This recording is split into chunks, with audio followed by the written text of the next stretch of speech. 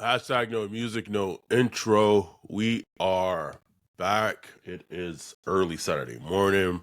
We are doing our prospect of the week episode, talking, breaking down Penn State tight end Tyler Warren. If you are viewing this or listening to this, that means you are a Patreon or you are a YouTube member. If you're watching this live, probably means you're a sicko. Watching this early Sick. Saturday morning. We're talking about Tyler Warren, Penn State tight end. Ugh.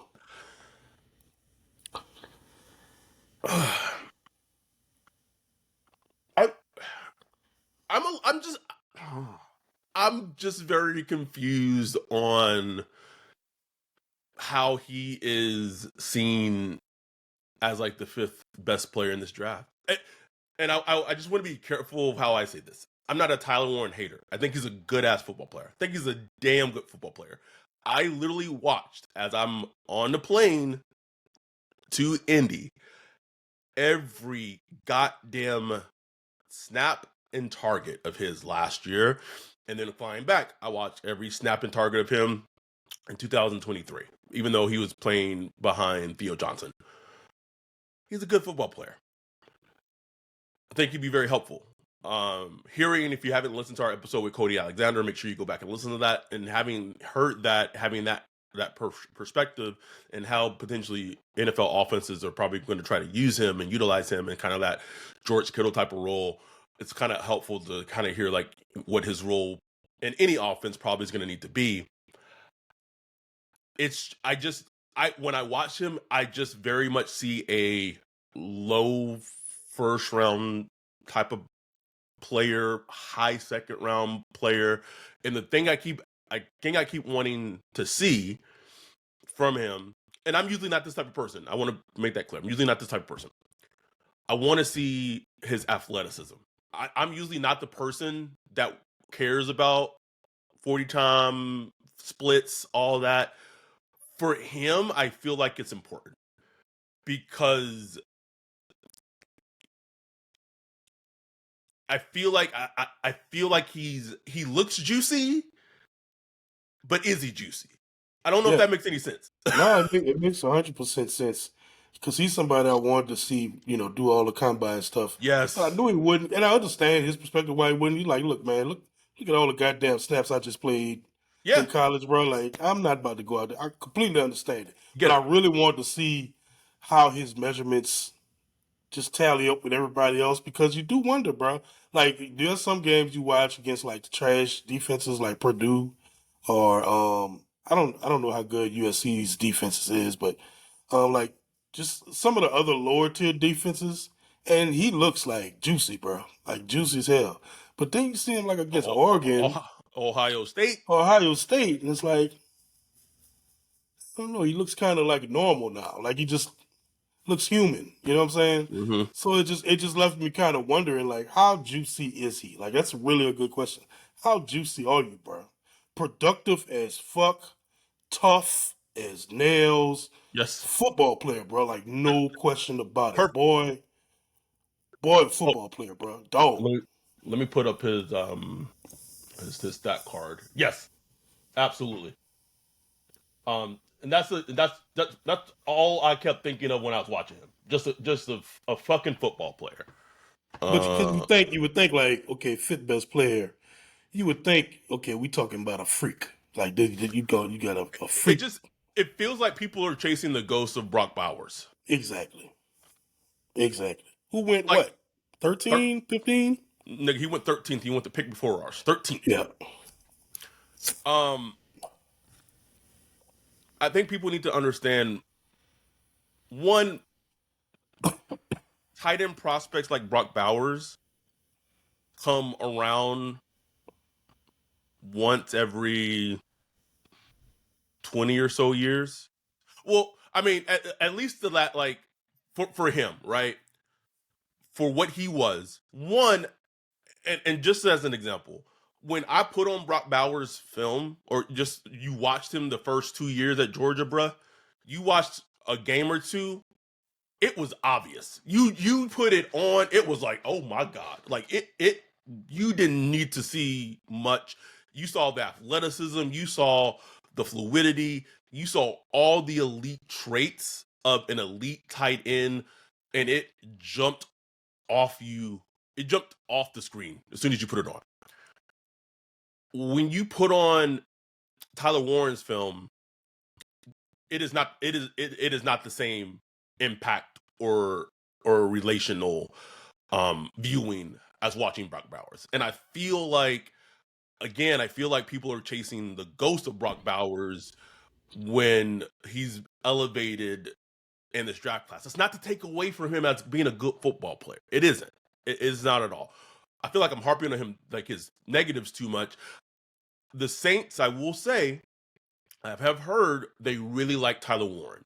One of his positives is his versatility in terms of how much he can be used all over the formation is a huge strength of his, because he can be lined up. He can be lined up in the slot position. He can be lined up as an H back. He can be lined up in the inline tight end position. He can be lined up all over. And for a head coach like Kellen Moore, who calls offensive plays, kind of being that joker, quote unquote, of the offense, I can see how a player like Tyler Warren and what he's able to do can be a very appealing thing for a new head coach in terms of, adding that element into the offense.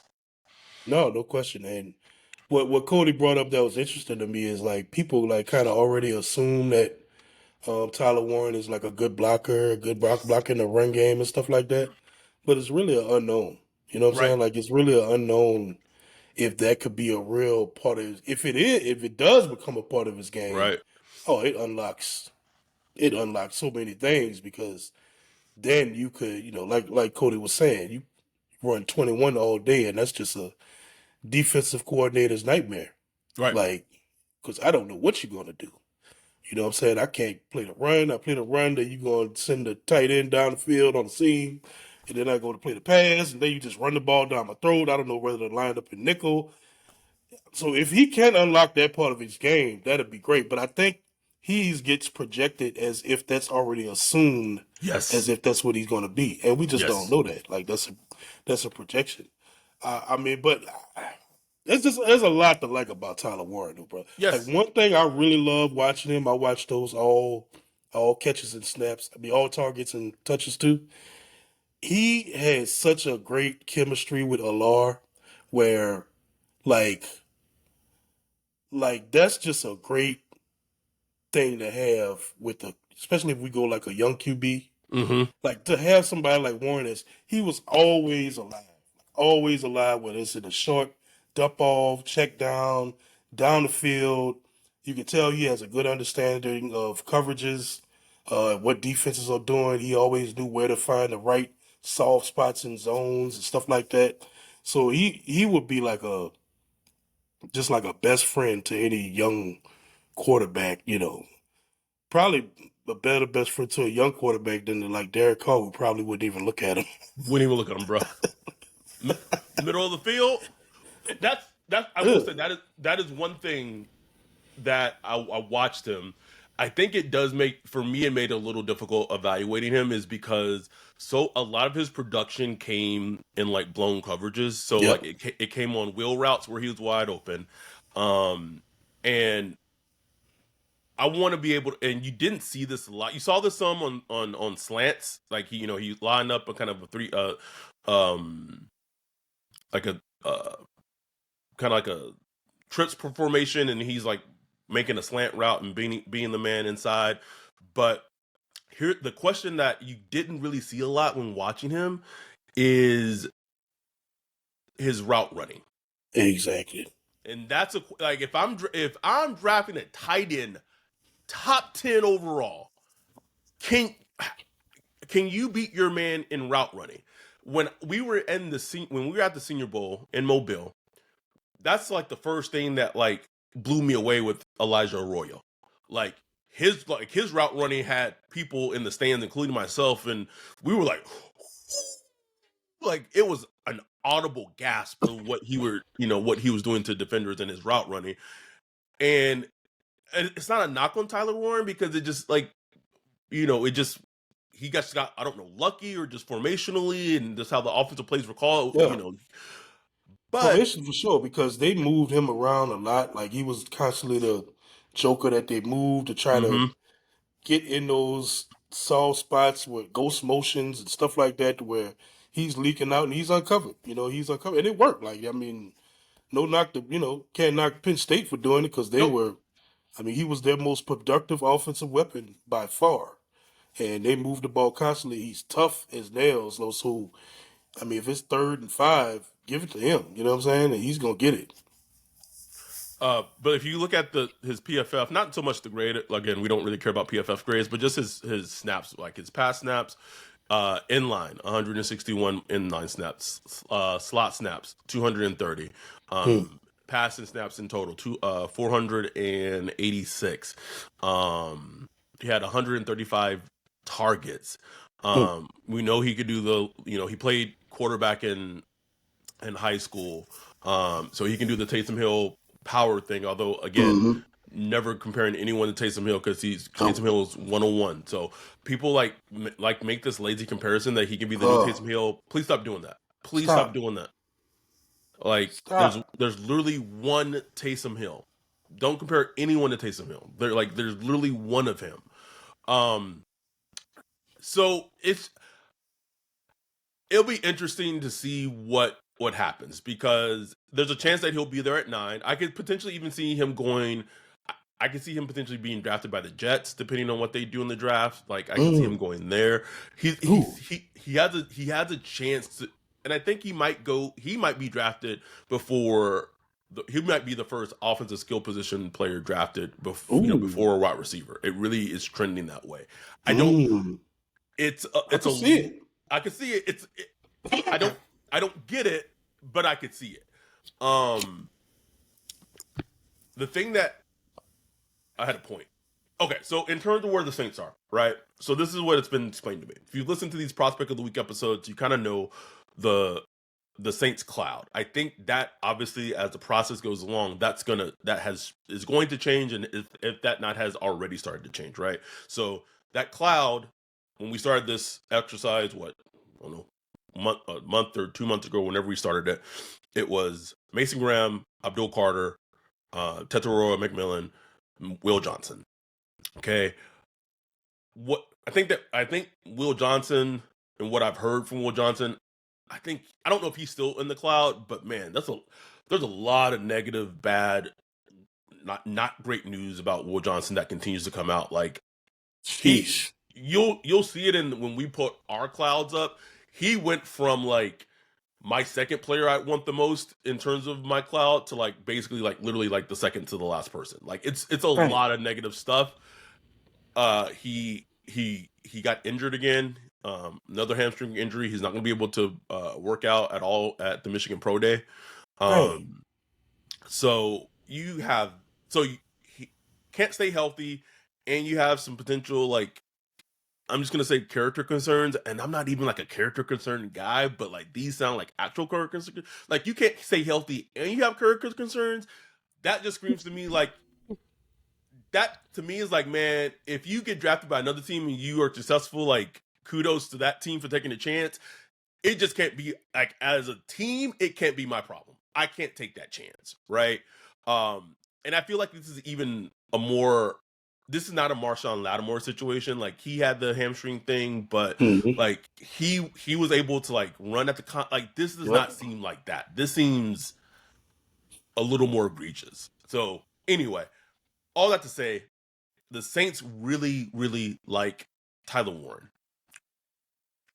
Kind of how I had to explain to me is that right now he's not in that kind of that top tier yet, but as the process goes on, he might find himself into that top tier that original 4. And I could Right. understand I could get it. I can understand it. It would make sense. Um I would just be worried because historically, if you draft a tight end top 10 in the draft, historically you are not seeing the production, that immediate production and impact that you typically want when you draft a tight end that high. Right, right, and tight ends are such a function of the offenses they go to. Mm-hmm. Um, the play calling, the quarterback, so many different factors. It's like the one like with a wide receiver. Wide receiver that get put at X. You gonna catch some balls. Like you know what I'm saying. Like you gonna get put in the situation where with a tight end, it just a lot depends on. And with Warren, like we talked about, he was able to be moved around and create all these free releases. Will Kellen Moore do that? Maybe. I mean, he did it with the Eagles, but Right. like Cody talked about, Kellen Moore wasn't not a big motion guy. He's not a big pre-snap motion guy. He started doing a little more with the Eagles Right. because that's what they were already doing that. And Kellen Moore has shown that he will absorb things and adapt to every location he goes. So is that something that'll carry over into New Orleans now that he's the man here? He's the one laying down the entire foundation of the offense. Don't know. Don't know. Like, so we don't know if he will look at Tyler Warren and be like, ooh, this could be my Joker chess piece and then we can move around and blah, blah, blah. Right. If so, awesome. Like, let's roll. You know what I'm saying? Because he could do that. And why I was trying to figure out a comp, like, I know Dante, he said Dallas Clark. That's a real good one, especially with the 44. Like, you can see that. Yeah. But I was thinking, I was just like, man. So I went back and I looked at highlights of Jeremy Shockey when he was with the Giants. Like, his Mm. early, when he came out of Miami and before he used all the knee injuries and all that stuff, when he was like one of the like he changed the tight end position kind of like he was Yeah. one of the most athletic tight ends to come out. Reminded me a lot of Shockey, just the toughness he played with, just the way he got downfield. Old grainy highlights. You could pull him up on YouTube back when he was under Jim Fossil with the Giants. Reminded me a lot of young Jeremy Shockey, not the Saints Jeremy Shockey when he got older, but young Jeremy Shockey. Just the toughness he plays with, how physical he is when he gets downfield. Um, just the attitude. Like he brings an attitude to an offense, no question about it, bro. Like He if you does. draft him, I think you're bringing an identity to your offense, kind of like Ashawn Jetty. If you were to draft him, just kind of a physical presence and an attitude to your offense that'll be useful. But there's I have questions because especially in this class of tight ends, man, they got some Loveland, to Ooh. Oreo, like you got some freaks out there, bruh. Mason Freaks. Mason Taylor, Mason Harold Taylor is Fanning. like it's like you like, man, you can get Mason Taylor at 40 or And it Taylor Warren at 9. Is like is that gap that huge? Is it that huge? Yes, Warren is a more productive player for sure. than Mason Taylor right now. Of course, no question. But it's like, damn, like I don't know, bruh. It's funny. I've tweeted about this. It's a similar argument to Genty, right? With the Mm-hmm. running backs in this class. That's been brought up to me. And the way just for me, I see Genty as a prospect in a much I see him as a much more elite prospect than I see Tyler Warren. Like so when that argument is 100% valid for like against Genty, right? For drafting him as high as 9 because you could get a Judkins, you could get a Henderson, you could get R.J. Harvey, a Blue. Like that same argument can be used against Genty, just like it can be used against Tyler Warren regarding the depth of this tight end class, the depth of this running back class. The way I just again me as a person who just uses talent, I see Genty's talent remarkably higher than I see Tyler Warren's talent. I'm not saying again, this is not a Adam hates Tyler Warren. I don't. I think he's a good player. I think he's a damn good football player. Just for me as just a team building perspective, if you're drafting a tight end, like man, like this, like and to be like, and again, this might not be like a Kellen Moore pick. Obviously, like he's part of the process and blah blah. Blah. But this is going to be like the first pick in your first Yeah. pick as a head coach in your regime. Like it's gonna set it's gonna set like the tone and foundation. Like you Yeah. like this gotta like you gotta get this pick right, or Gotta hopefully get at it least right. a score. Gotta And essentially, you need a guy if you're gonna get a skill position player at that level at 9. You want a guy that you're gonna run your offense through. yes, Genty, you can run your offense through Genty. Like he could be your main centerpiece, first, second, third down, everything. Like he could be the everything. centerpiece of your offense. The picture they put on the front of the booklet that you get, everything. Like he could be the Yep, centerpiece. You know, tight end, they can be like, is Tyler Warren that guy? Is he that guy that'll be right. that centerpiece of your offense? He was at Penn Penn State. State. Can he be that in the league? Versus much tougher defenses, much tougher coverages, much better Much defenses than he faced. much faster defenses. Like Faster deep. Oh that man. that's the thing I keep Demon Time Slime had brought up that potentially like the Jack like because the Jack kind of cleaning out their skill positions, like they traded Christian Kirk, they cut Evan Ingram, like the Jacks may be a factor in for for Tyler Who Warren was who was the at five. Bucks tight end last year? Oh, Kate Otten Oh yeah, yeah. He was cooking too. got him in the second round or third round, like he Hmm. young tight end. Someone said, this is Dante said, he is smart and reliable, but he's slow. No separation or breakaway speed. Dallas Clark. Yeah, it makes who. This is not a great comp for. It's actually probably like a terrible comp because he tested amazingly athletically, but then like when he played in the NFL, I don't know if how he tested matched like whatever. Tyler Warren, and he went 10th overall. Maybe got some Eric Ebron to him a little bit. Ooh, man, he bro.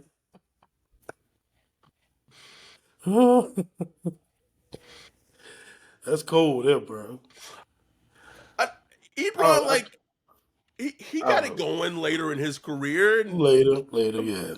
but I'm just, but like I don't know. someone brought up this point right in our Discord. Just like you think about tight ends drafted top 10.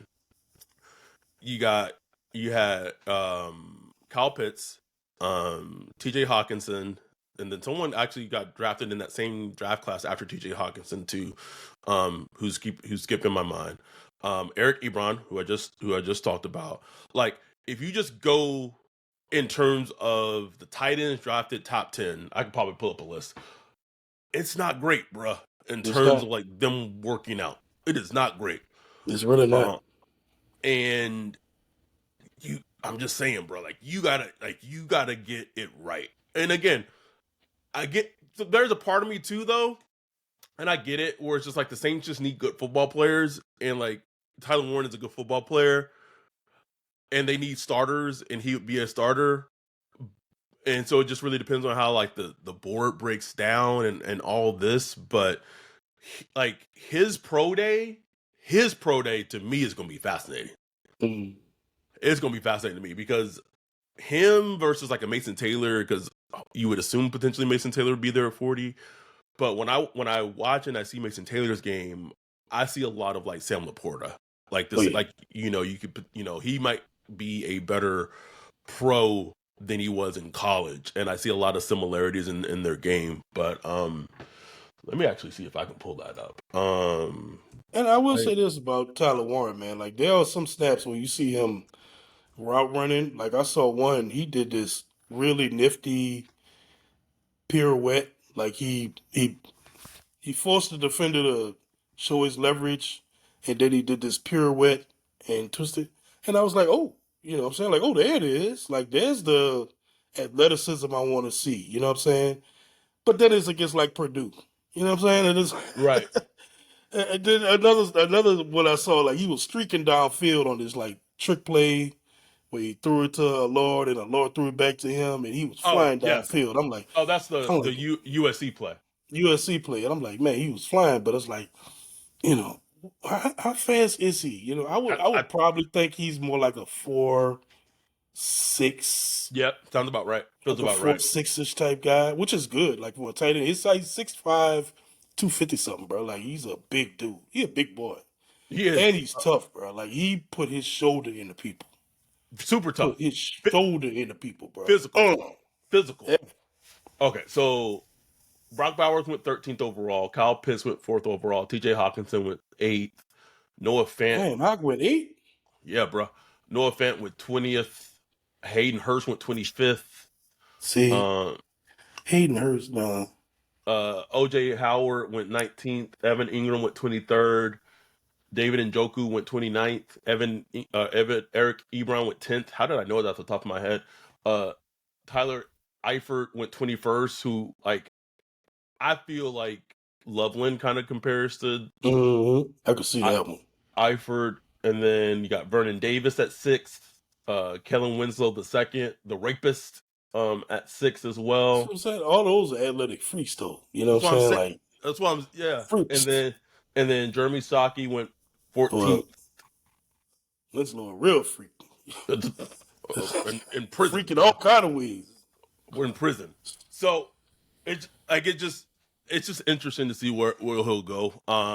Again, I think there's a legitimate chance that he might end up being the pick on draft night. I could see some Mark Andrews in this game too. And Oh, did I make? I think I did make that.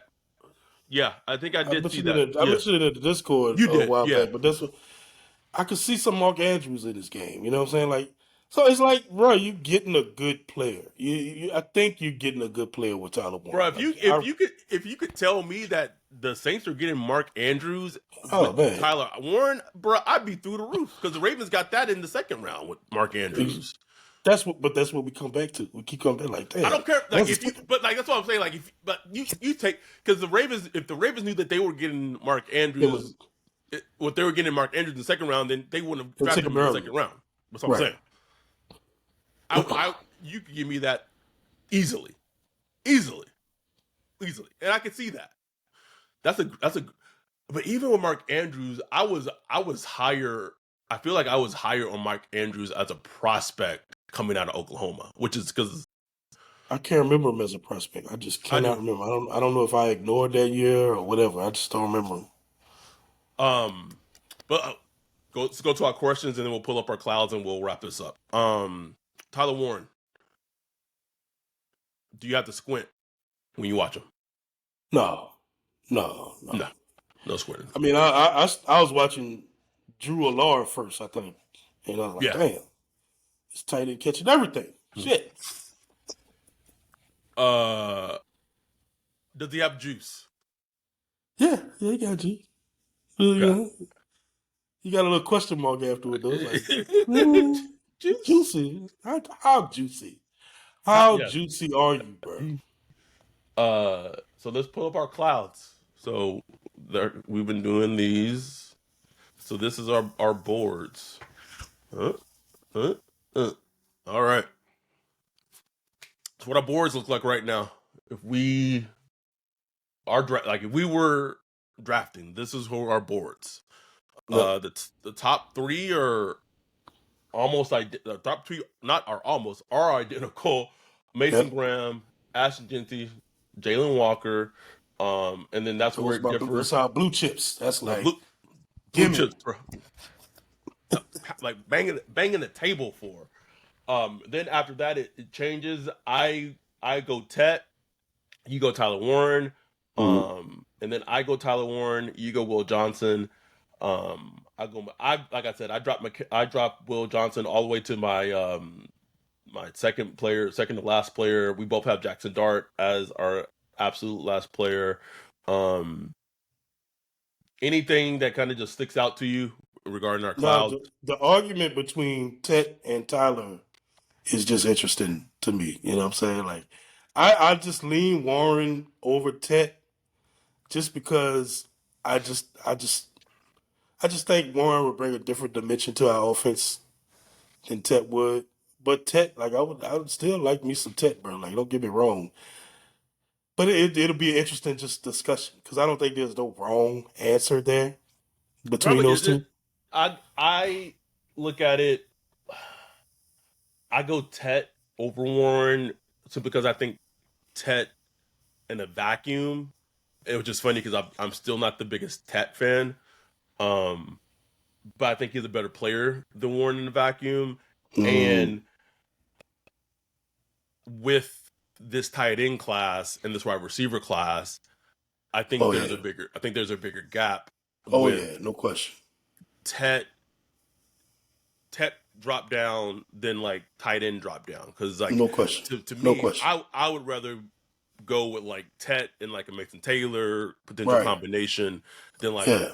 although like then the argument is like, would you put, and we've had this literally, there's been a poll in our Discord, would you rather have Tet and Mason Taylor, or would you rather have Tyler Warren and like a Jaden Higgins who ran like a 4.47 at the Yeah, bro. combine at his size? So that's really what it boils down to. Not saying like the Saints would double down, um, on both offensive positions, because Yeah. this is a kind of a segue and a preview for next week. Maybe they drafting a quarterback like Shedeur Sanders at 9, and then they might not Man. have to get him a tight end security blanket Man. in the second. Well, I'm just saying, though. Where would Shedeur Sanders come in on our cloud? Well, I You'll mean, find out next week. next week. But that is our prospect of the week episode for Tyler Warren.